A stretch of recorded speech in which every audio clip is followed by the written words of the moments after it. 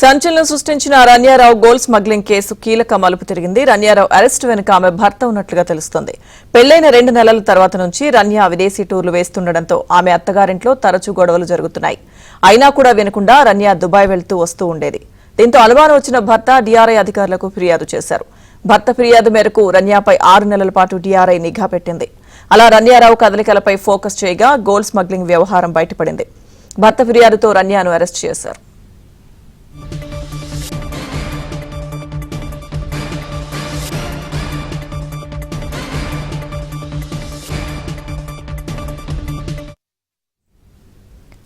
మరోవైపు బంగారం స్మగ్లింగ్ కేసులో అరెస్ట్ అయిన రన్యారావు ప్రోటోకాల్ వ్యవహారం తీవ్ర దుమారం రేపుతోంది. ఆమె తండ్రి అధికారాన్ని అడ్డం పెట్టుకుని విమానాశ్రయంలో ప్రోటోకాల్స్ ను దుర్వినియోగం చేశారని ఆరోపణలు వెల్లువెత్తాయి.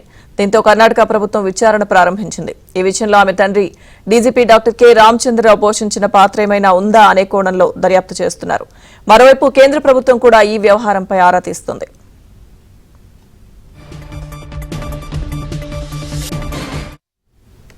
రన్యారావు కేసుకు సంబంధించిన పూర్తి అప్డేట్స్ మా ప్రతినిధి రిత్విక్ అందిస్తారు. రిత్విక్. లక్ష్మీ దుర్గా, రన్యారావు అక్రమంగా బంగారం తరలిస్తూ పట్టుబడిన సినీ నటి రన్యారావు వ్యవహారం ఇప్పుడు సిబిఐ దర్యాప్తు చేస్తుంది. సిబిఐ ఈ కేసులో ఇన్వాల్వ్ అయ్యి కూడా మొత్తం పూర్తి స్థాయిలో విచారణ జరుగుతుండగా మరోవైపు కర్ణాటక అసెంబ్లీ సమావేశాల్లో కూడా ఈ విషయం మీదుగా ప్రతిపక్షాలు తీవ్రంగా ప్రభుత్వాన్ని తప్పుపట్టాయి.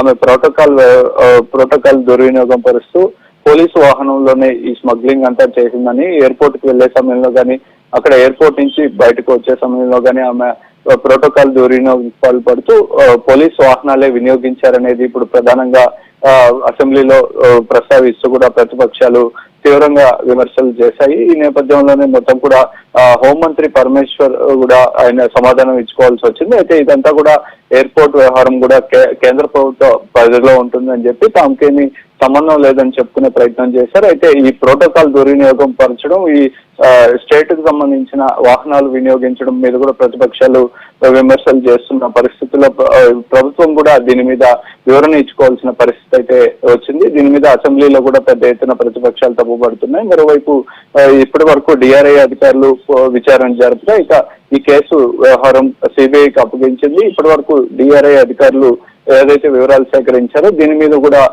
పూర్తి స్థాయిలో విచారణ చేపడుతున్నారు. మరీ ముఖ్యంగా 2 మంత్రుల వ్యవహారం దీని మీద ఉందంటూ కూడా వార్తలు వచ్చిన నేపథ్యంలో ప్రతిపక్షాలు ఆ మంత్రులు ఎవరనేది బహిర్గతం చేయాలని చెప్పి కూడా పట్టుబట్టాయి. అయితే సిబిఐ విచారణ జరుగుతున్న నేపథ్యంలో పూర్తి స్థాయిలో విచారణ జరిగిన తర్వాత ఎవరనేది పేర్లన్నీ బయటకు వస్తాయని చెప్పి కూడా ప్రభుత్వ మంత్రులుగా సమాధానం చెప్పుకోవాల్సిన పరిస్థితి. ఈ విషయం మీద పూర్తి స్థాయిలో కర్ణాటక రాష్ట్ర వ్యాప్తంగా కానీ దేశ వ్యాప్తంగా కూడా సంచలనం సృష్టించిన నేపథ్యంలో సిబిఐ దీని మీద అయితే విచారణ అయితే ప్రారంభించింది. లక్ష్మీ దుర్గా. Right, thank you Ritwik.